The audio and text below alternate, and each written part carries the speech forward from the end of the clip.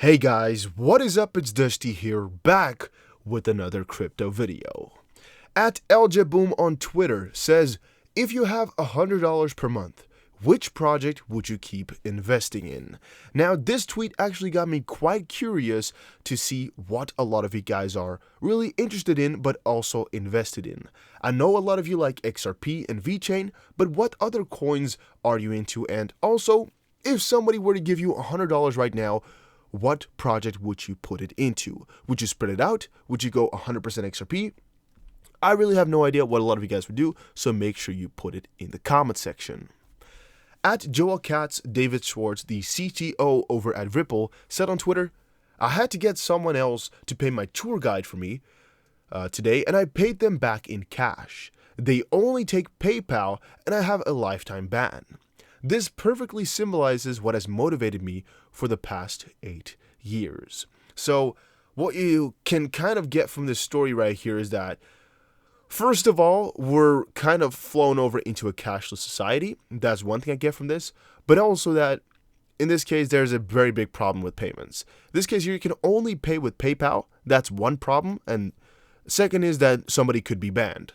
That's the second big problem right here. So yes, David Schwartz here, CTO over at Ripple, tried to buy something, but he could not because he was banned from PayPal. And why he was banned here, he says, I still don't really know. They thought another David Schwartz was me. He did something bad, and they banned me for that and having 2 PayPal accounts, his and mine. And he's told the story before. You can check the whole internet about it.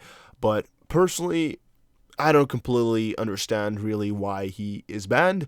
I don't think we'll ever completely find out the real ways as to what is going on. I think there's just a little bit of an issue between Joel Katz and PayPal. I don't think they really like having David Schwartz over there just because he's trying to create a new internet of value, a new payment method, and it's kind of maybe not what PayPal likes too much. Otherwise, I would not completely know, but that's really what I'm guessing.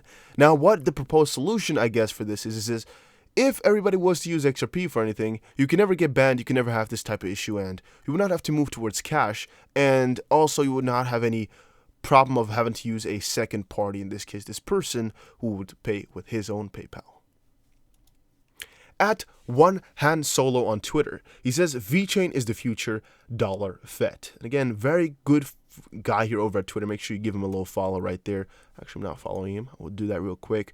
A lot of quality content around cryptocurrency, so definitely a worthy follow in my opinion. VeChain is the future. He actually replied something from Martijn, also from the Netherlands, I'm assuming. Martijn, I've not checked him out too much, but he's most likely educating a lot of people on VeChain. VeChain X Math. A lot of times people ask me, what do you think the VeChain value will be? He says, I don't know, but I do know this. Ethereum market cap all-time high is 139 billion on the 13th of January of 2018.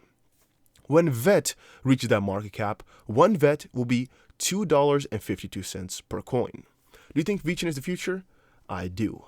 And that actually got me quite excited, just for the sake of how much potential there's in VeChain in terms of price. Not even talking about the developments or the partnerships that they have, because we all know those are insane, but just talking about the price, how much movement there can still be.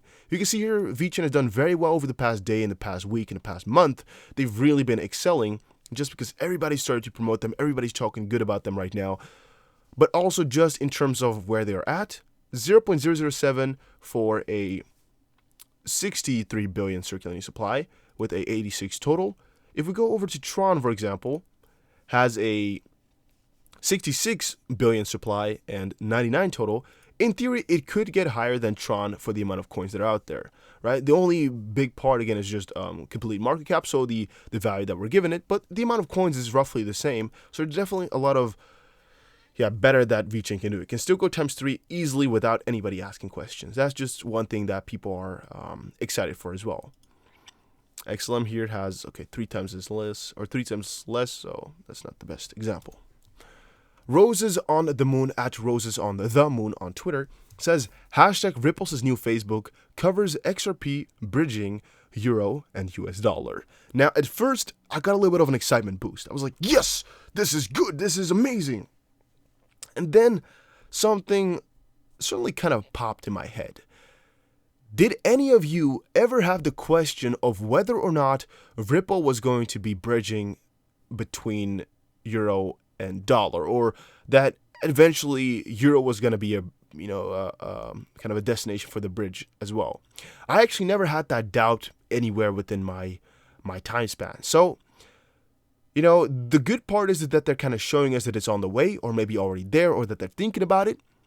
The mediocre part is that there was never any doubt that this was going to happen. It's kind of stating the obvious. It's like saying that Ripple is going to handle payments. We all know it anyway. You don't have to tell us that they're now going to be handling more payments. We all know they're doing more payments every single day. So maybe that's not the best comparison, but you get it. I don't think there was any question at all. The only question is which one is going to be the first, or which one is going to be the trendsetter, I should say. Which one's going to be the biggest that they can show us right now, and when are they going to be doing another announcement? One thing, again, that makes it quite exciting for me every single day to read up on Ripple and XRP is that there's so many partnerships already signed that we just don't know all the info about that. Yeah, there's limitless potential. Limitless, literally. Now, this is the first time in a very long while that I'm actually showing you guys an article, and I'm seeing No, I missed the mosquito. Darn it, guys. Missed my chance to kill him. It's 2 degrees outside, and there's still mosquitoes. Yes. All right, but first time in a long while that we're covering articles. XRP down 16% since, well, can the price recover? And I kind of wanted to slam my screen when I saw the article was named like this. Can you even kind of question the fact that XRP will recover from this? I mean, I personally don't see any doubt in my mind ever that there's so much potential and that it will just most certainly recover. But it's kind of fun to me, and also kind of strange and new that people are still doubting. People are still having questions, and people are still thinking about selling because the price is going down right now. One thing, again, I must state is that I personally have a longer-term goal. I'm not that whiny with the shorter-term prices, and I definitely am willing to wait a couple of months or a couple of years for the price to really excel. I think that makes it a lot simpler for me, though, than for a couple of you guys. The rundown.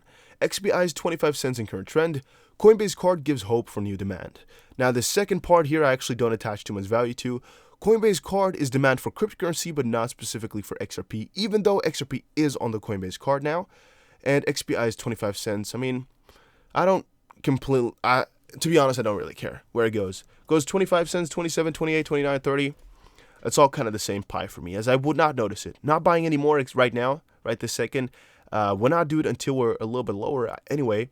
So the only time it will actually affect me is if we really go to 23 or lower in cents, because then we'll be buying more. Or if we're going up significantly and, everybody's starting to FOMO in or things like that, and I got a report on the news. Right now, 25 cents, I definitely don't think it's worthy of mentioning or to do anything special about. So yeah. Brum Dog Millionaire says on Twitter, so many people on here are whining that XRP will never hit $10 to $50, even $100, because it can't even stay above 30 cents. I personally find these arguments ridiculous, as if it cannot go to 50 cents right now, it doesn't mean that it can't go to $10 in the future. There's no correlation between those two things. As we're talking about the future, we're not talking about now. When it moves, it's going to be so fast that it will melt faces. That's also one thing. The bull run from 2 years ago, from December 2017 really, and kind of November, kind of January, XRP excelled within the span of like 25 days. It went from like 23 cents all the way over to roughly $3.90 from December 11 to 13-ish to around January 4th, 5th. So yeah, there's not actually too much to be said. It could be that the XP price really stays around this area for a very long while, and then also in spikes. It has nothing to do with not being able to reach 30 cents right now. Cryptobull says, like and retweet if you would like for Ripple executives to stop dumping XRP so the price can finally move up. I also don't see that as a main issue, but some people do. And Ono Crypto says, XRP price is in falling wedge formation. Key support at 25 cents, key resistance 28.5, 1 hour XRP to USD. XRP continues its downtrend movement against US dollar by losing over 2.5% in the last 24. Yeah. Ripple CEO on Swift and XRP's future. Now, this article I actually wanted to skip for a whole different video, but I thought I can quickly give you guys a rundown. Because Brett Garlinghouse recently sat down in an interview with Bloomberg. Garlinghouse said that the crypto space is currently watered down with a lot of useless projects. Garlinghouse is a big believer that Swift is a company that is cemented and or cemented how cross-border payments are played out across the globe. They kind of made everything how it is right now. And also what he says right here is that a lot of these projects are right here in the crypto space are there, people support them, yada, yada, yada, but they're not really solving a real problem. And there's also going to be a very small percentage of all of those who are going to stay in the end. That's really the main point that you got to fetch from this article right here, that there's just a lot of them out there right now. One thing that he also says is that the CEO believes that it is incredible how so many people are attempting to fix real-world problems through the use of blockchain tech. However, most of them are just creating for the sake of creating and making some money. Over to Cardano. I just noticed here that a lot of you guys in the comment section are also still interested in Cardano, Stellar, Tron, and there's one more which I've forgotten right now. So I decided to quickly add some Cardano news in here. If you're really against it, make sure you let me know. Otherwise, I'm just gonna be, putting some in here every so now and often, or now and then, just because I think it's important. But yeah, Cardano's ADA is vastly superior to EOS, says Wise Ratings. Now, again, Cardano is also sort of a platform like EOS, Ethereum, Tron, all are. And right now, a lot of authorities are putting Cardano up higher. Now, if we were to check back a couple of months ago, it's actually kind of interesting because ADA is one of my favorite currencies, but they've always been kind of undervalued just because they're slow and steady in their approach instead of really doing everything really fast and make money real quick. They've always been with the slow but steady approach. But now that they're really starting to put piece by piece, with Shelly coming out and some of the other projects kind of realizing right now, some authorities are noticing that Cardano is vastly superior to EOS, even though EOS is mostly loved by these Chinese authorities. Or in this case, we're talking about Wise, so not China yet, which is a little bit of a letdown, because Wise, according to my opinion, is just changing their mind every now and then. But Wise's take on the crypto project has always been deemed somewhat untrustworthy, given that it applies an opaque methodology for its findings. Nonetheless, the crypto rating company recently tweeted, Cardano is clearly superior to EOS. EOS was the first to market, but it's becoming increasingly clear that of the two, Cardano is vastly superior. More details on this in subsequent tweets. Now, we also know that EOS mainnet also did not really come later than Cardano was made, but alright. And as expected, this tweet generated quite a stir among Wise's Twitter followers. Some agreed with the statement that Cardano is indeed better. For instance, the comment that said, increasingly? This has been clear from the beginning, except for those blinded or misled by their investments in EOS.